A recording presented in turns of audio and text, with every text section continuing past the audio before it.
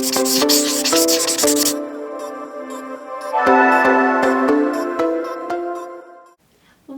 back, everybody, to Yarn is the Second Language. It's me, Nikki. I am here today to talk about what you should be running to the Dollar Tree to get. You know I love Dollar Tree, and you know Dollar Tree sometimes gets in the most fabulous books. Books that are so steeply discounted that it's irresistible for me to go and pick some up. So this past week, I went to the Dollar Tree. Thankfully, I went before it was raining like cats and dogs, and March just said, no spring for you. So today is a great day to curl up with some books and just to relax, do some knitting, get some tea, peruse my great finds at the Dollar Tree. So let's go ahead and jump in. The first book I walked up on is called So Sweet Creatures. Make adorable plush animals and their accessories. And this book is by Lark Crafts. And I'd never seen this company before, but it seems like they may do a lot of crafty books. And you see, that is one of my favorite parts of the book. I think she is called the Party Fox. But and their accessories. So you make this little photo booth prop here for her. So let's see in the the first one I came up on that I was just like, squee! I gotta show everybody. Of course, Crafty Bunny.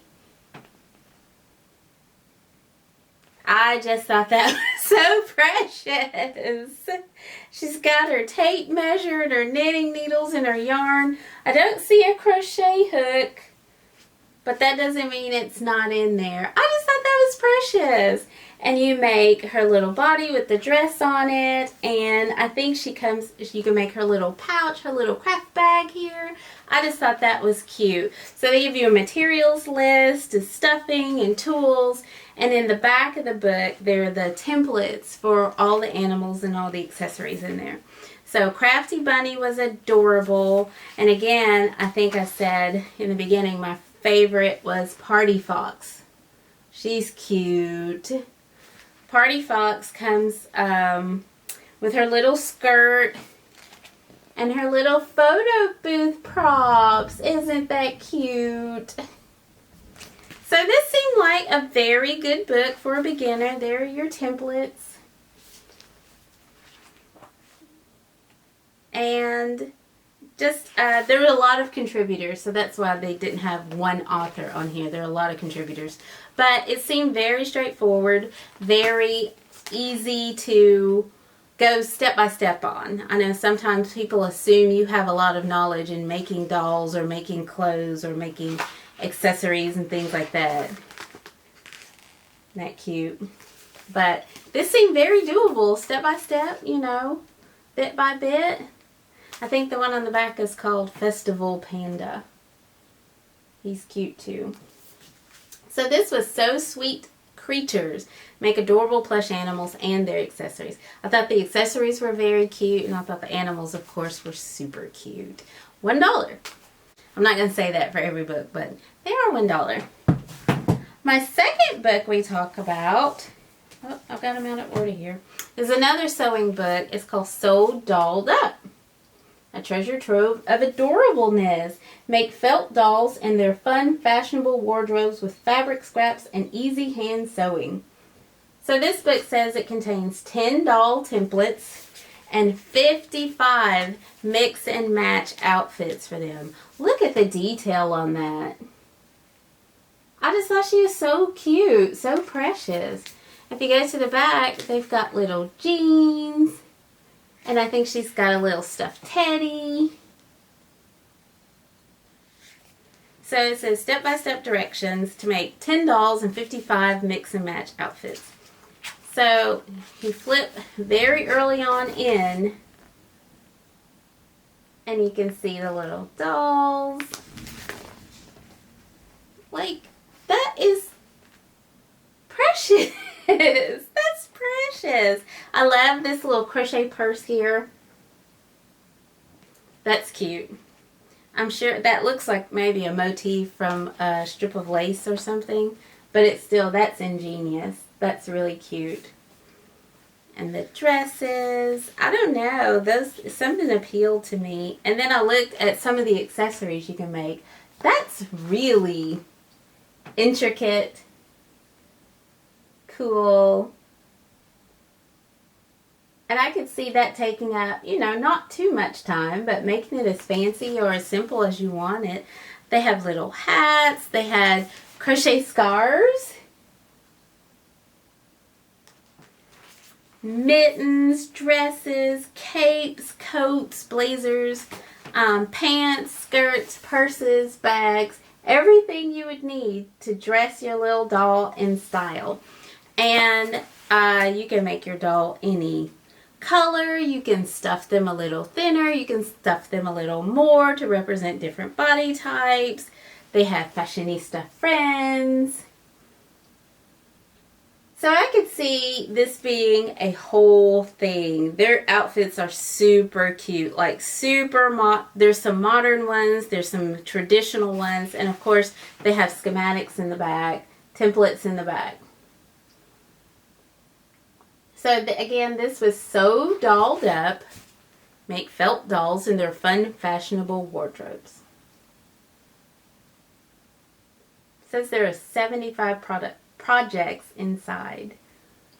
So I thought that was very cute, very handy. I'm sure you could, if you get the hang of doing it for these, you know, probably smaller, wider felt dolls, you know, there's only a small hop to Barbie or to scale it up for bigger dolls, you know, American Girl size or anything like that. But I thought this was a good get your feet wet for something very cute, very sweet, that you can use just bits and bobs of fabric and felt and lace trimmings and rickrack and things like that to make some very cute dolls. So I'm going to link all the, well, I don't know if some of these are still in print, so I'll type them out into the show notes to make sure maybe you can find them. And if you find them at your local Dollar Tree, pick them up. I want them to keep getting craft books in, so I want people to keep buying them, but not before I get there. The third book I found is called The Idiot's Guide to Zen Doodling. Now, Zen Doodling sounds like the broader, bigger topic to Zentangling, which I think is trademarked. But I think it's the same premise, that it's kind of a meditative doodling process where they teach you step by step how to make small units of doodled things, and then they teach you in so many steps, and then you make these units into bigger pictures, or you use other units to make beautiful, beautiful kind of meditative pictures, or not even pictures, just graphic representations of maybe what you're feeling in the moment. But I have done some Zentangling, Zen doodling before, and it was I thought it was very freeing. I am somebody who cannot draw at all, so just to make these little kind of geometric shapes, and they don't have to be perfect, and they don't have, I mean, they're not for anything, they're for me. But you can make outlines and fill them in with your Zen doodling. You can color them. You can most certainly make them into other things. But for somebody like me who needs a step-by-step process, this is very helpful, because I look at something intricate, and I don't want to show their whole book, but I look at something intricate like that, I don't even know where to start. So they give you kind of a framework to get into, to kind of let go of everything else that's going on in your life. Concentrate on this small little doodle. I think there's a suggested time limit to do some of these things.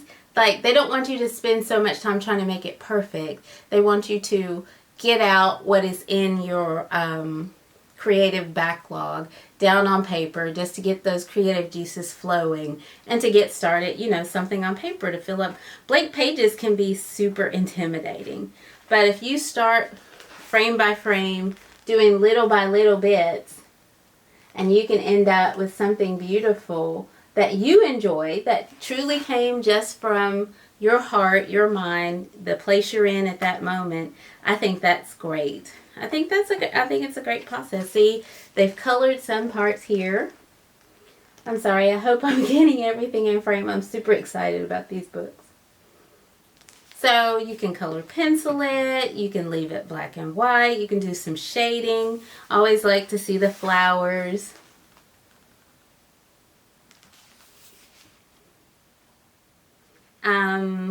That one's beautifully colored. So you can make it as complicated or as easy as you want to. You can do the same doodle over and over again. You can, so here you can combine doodles. I'm sorry, I had to finish my thought. So they go through, a lot of these doodles have names, and I don't know if that carries across, like these are internationally recognized doodles or something, but I think they do have artists behind some certain doodles that, oh, so-and-so created this one and this is how you do it, and they give that person credit, you know, incorporate this doodle, incorporate that one, but it's very much freestyle. So they have an inspiration gallery in the back. I just think it's a very cool hobby that's so individualized. You know, a lot of times with knitting and crochet and things like that, you get locked into a pattern and you need to do it this way. You need to match gauge, you need to match fiber type, you need to match, you know, needle size, you need to make it this big, this wide, this tall. But with doodling, it's so individual. And I don't know if you've just went back and looked at some of your doodles while you were on the phone or waiting for something else. Sometimes they're really fun. They're really fun. It's just your mind going off and doing its own thing, you know, kind of in a physical processing of whatever else is going on in your head while you're busy doing something else. So that is The Idiot's Guide to Zen Doodling. And they say it's as easy as it gets. So I will be trying some of these. I don't know if I'll share that. Like I said, I can't really draw. And this seems very personal to me for some reason. Drawing seems very personal. Whereas fiber crafting seems very community oriented to me. So this is something I'm going to get into maybe. The fourth book I found. I can't believe I found all these in the same day. The same Dollar Tree. The fourth book I found was 350 plus quilting tips, techniques, and trade secrets. How to be better at what you do.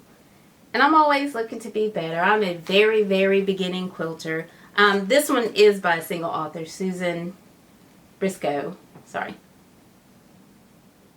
And it says Susan Briscoe is an award-winning textile artist and designer. And this book is comprehensive.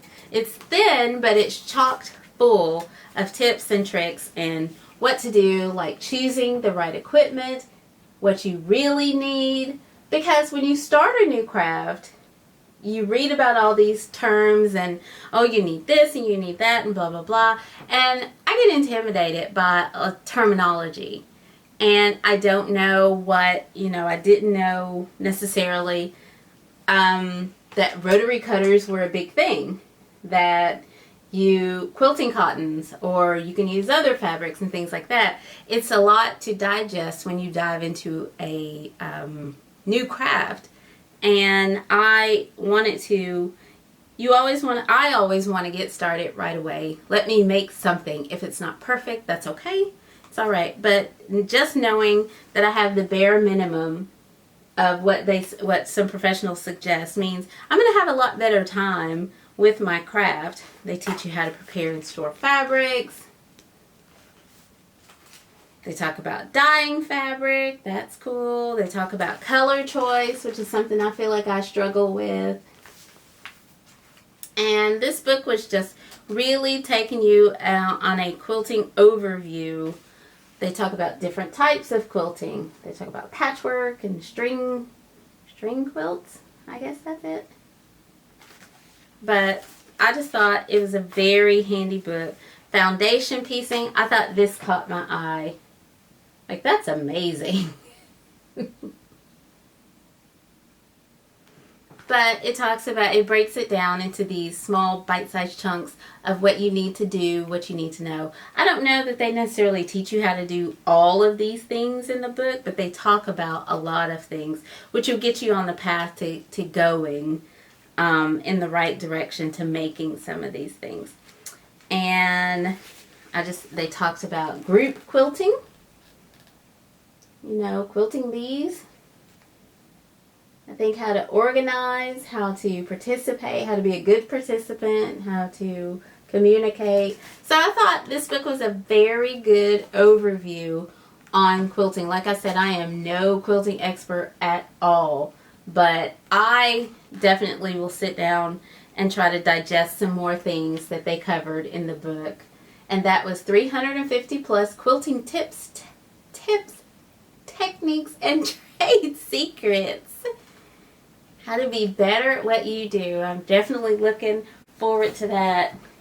And the last but not least book that I found, again, I can't believe I found all these at the Dollar Tree, at one Dollar Tree on the same day in good condition. Sometimes they get a little banged up, but all good condition as far as I can tell. It's called the Stitchopedia, the only embroidery reference you'll ever need. That's big talk. That's big talk for a craft book, man. This is by Helen Winthorpe Kendrick, her Stitchopedia. And I just happened to notice this retails for $25. But again, this is at the Dollar Tree. And right away, bam, she hits you with this page full of color and motion and just texture. So I thought that was a good sign already. But I have only flipped through. I do not embroider at all. But it is something I am interested in. It's beautiful. I've heard of some embroidery styles like black work, which she covers here. And I think that's doable. I think that would be a great embellishment on some pieces. If I was going to do maybe napkins or just anything that I want to give a little more style to. So this book is arranged much like many pattern books. They give you an overview, then they give you some patterns to kind of work through. They give you a little bit of history in there. And they had in the middle, they had kind of a types of embroidery list with a color picture accompanying the description. And again, they go through, they do have projects. They do, like that was amazing. I love embroidery's ability to do color blending in thread. I think that is truly, truly amazing. Whoops. But that's what I hope to accomplish. I don't know how hard that is. It looks like a lot of stitching. But I don't do these crafts to do things quickly. I do it for the final product and for the enjoyment of the process. But that's beautiful. So I think she goes through quite a lot from, so if that bird was advanced, this is something, that I would probably very much start with. And very appropriate for today since it's still raining. But I thought this was a very good resource. They go through some of the history of embroidery stitches. They go through a listing of stitches, canvas work and black work and stump work and many things that I do not know about. So I just think it's very interesting how you can create all these styles with just a needle and some embroidery thread. Floss, I guess they call it. But that was the Stitchopedia, the only embroidery reference you'll ever need, by Helen Winthorpe Kendrick. So that is it for my book haul from the Dollar Tree, and I think it was amazing. No knitting and crocheting books this time, but you can't win it. I mean, I think I won, but it's filling in some of my other craft dreams with these books. Thank you so much for joining me. I appreciate you tuning in, and we hope you have enjoyed our Craft Bites this month of March, and we hope to see you soon. Bye!